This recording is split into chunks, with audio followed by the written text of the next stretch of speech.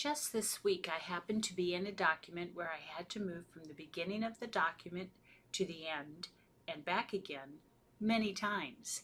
Yes, I could have used the scroll bar on the right side of the document, but that meant lifting my hands off the keyboard and reaching for my mouse. Instead, I used the Ctrl plus Home or the Ctrl plus End keys. Ctrl plus Home gets you to the beginning of the document, and believe it or not, Ctrl End gets you to the end of the document. Oh, by the way, when you see the plus used in expression with shortcuts, it means press the Control key down and hold it while you simultaneously press another key.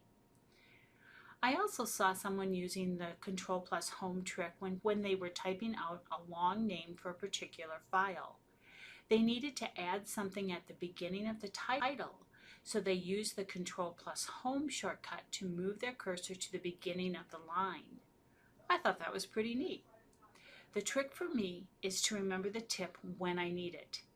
Use these shortcuts. You can and will work smarter if you learn shortcuts along the way.